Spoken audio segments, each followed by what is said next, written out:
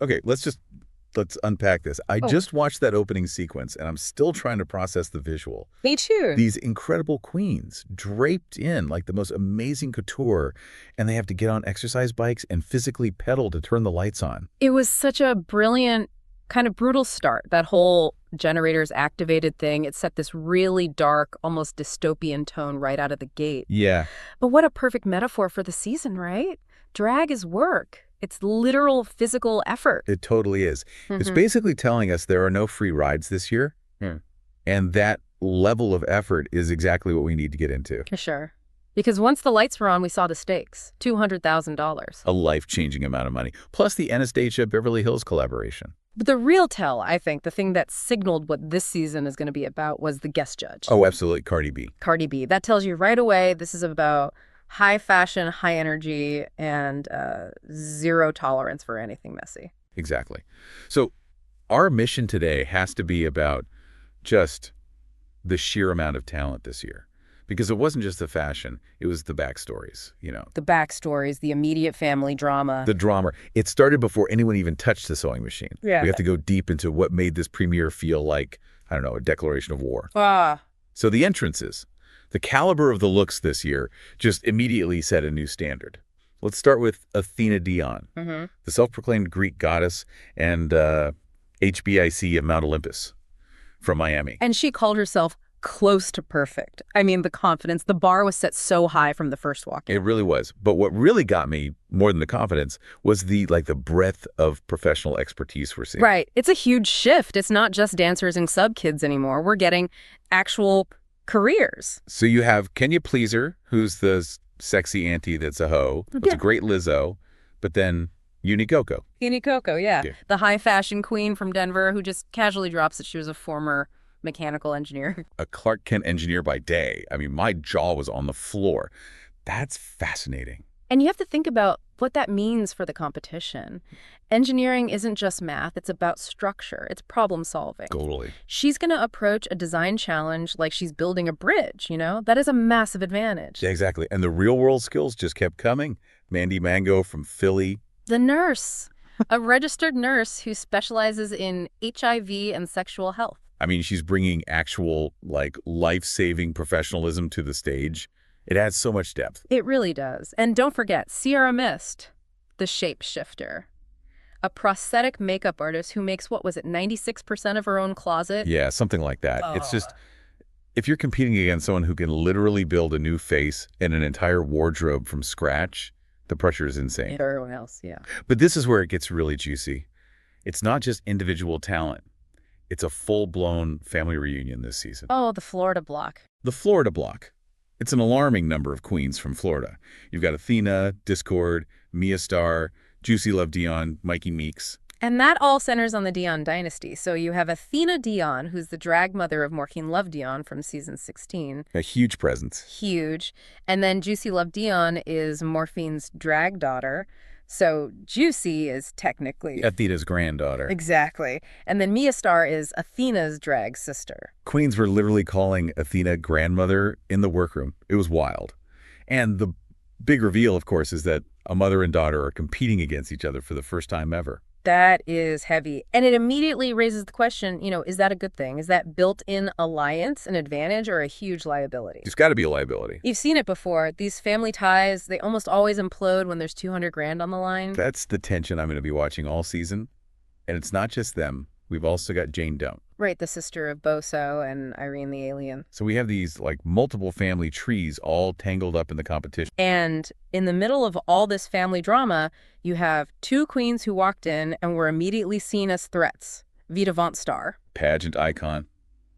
Her drag just looks expensive, polished. Totally. And then you have Briar Blush. Boston's pinup princess. Yeah. Who they immediately described as having a divisive personality. Divisive personality, but undisputed drag quality. She did not come to make friends. She came for business. Speaking of business, the first mini challenge was anything but primal screamography. I was so confused. They brought out mass dancers and Jamal Sims, and the goal was to just scream your padded ass off. It was so ridiculous. It was just chaos. But I guess it was a test of who was willing to just go for it, Yeah. to be ugly. And Can You Please Her won it, and the $2,500, she went full beast mode. She really did. It showed she's got that raw energy to back up the sexy auntie thing. But the really fascinating part was the pivot straight to the Maxi Challenge. Reclaim, renew, rejoice. I know. Where's the talent show? We always get a talent show first. Nope.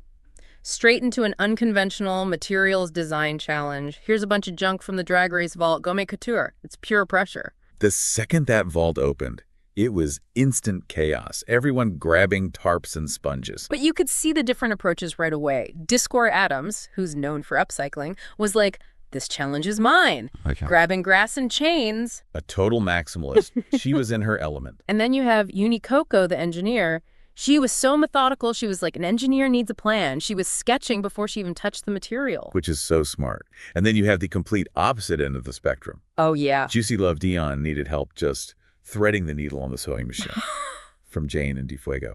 And even Athena. For someone who said she took 25 sewing classes, she was really struggling with that shower curtain. She really was. But the real panic moment for me was DeFuego's disaster. Oh, when she was spray painting the collar outside and the hats just fell apart. Yes, you could see the fear in her eyes.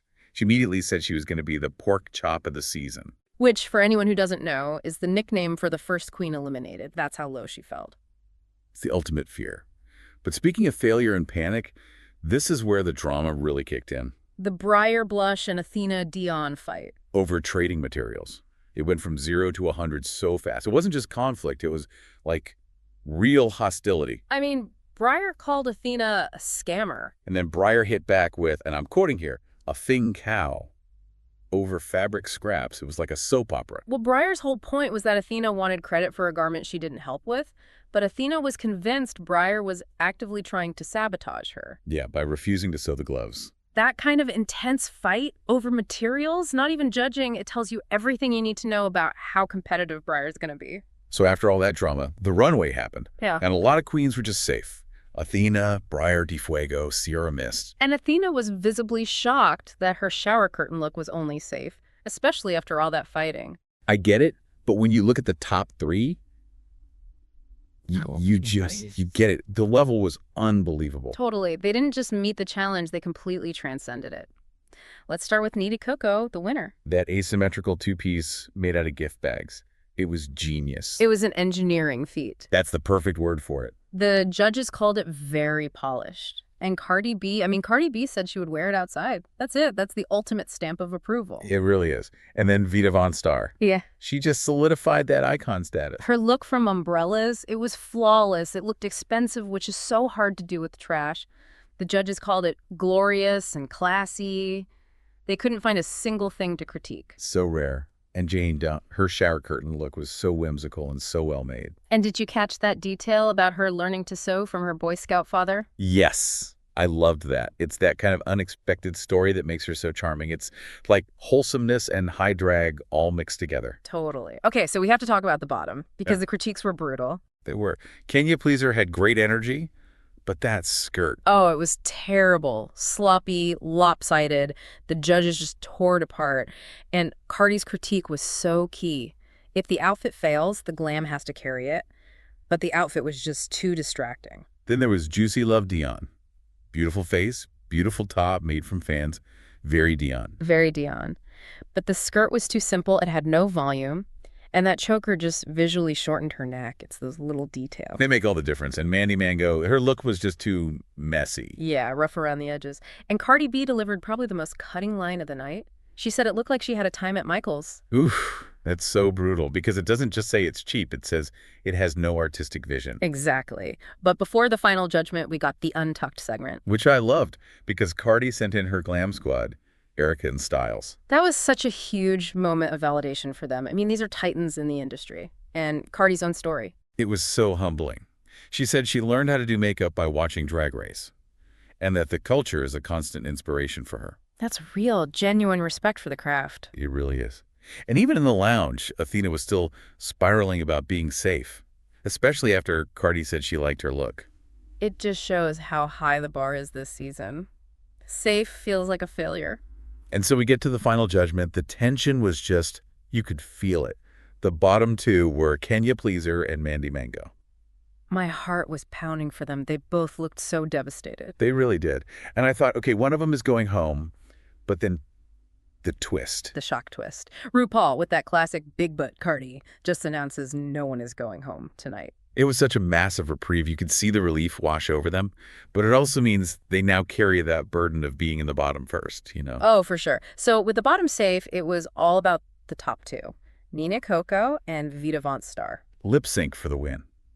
To Cardi B's own song, Enough. Vita came out with that classic, polished pageant energy. She was hitting every single beat, proving her icon status for sure. But Neen's energy, it felt different. It felt more hungry, more focused. She was electric. It was that perfect mix of technical precision and raw performance that you need for a Cardi B track. She absolutely seized it, and she was declared the winner of the premiere, got the $5,000. She proved that engineering gift bags pays off. So at the end of the day, this premiere just perfectly balanced these incredible high fashion moments with some really raw emotional drama. And that family dynasty, the Dions, that's the story that's going to hang over this whole season. And you have to ask yourself, given the show's history, how is this going to play out? Right. Will they actually have each other's backs when the pressure is on? Or is that desire for $200,000 going to cause a spectacular implosion? That's the real strategic question. That is a fascinating question. And speaking of next week, the teaser looked just as chaotic, performing in 3 Q girl groups. The reprieve is officially over. The critiques we heard in the preview were brutal. I think I heard you were stiff as a dick. And the classic line, survival of the fittest, honey. And if you ain't fit, pack your S. Get ready. They are not holding back at all. We'll find out who survives next time. Thanks for joining us for this deep dive. Keep consuming pop culture, and we'll see you soon.